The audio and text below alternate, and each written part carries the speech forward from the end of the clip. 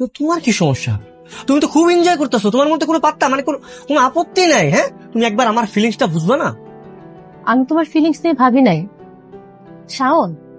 আমি যদি তোমার ফিলিংস নিয়ে না ভাবতাম না, বিয়ে ভাঙার জন্য এত কাহিনী করার কোনো দরকার ছিল না। কাহিনী না?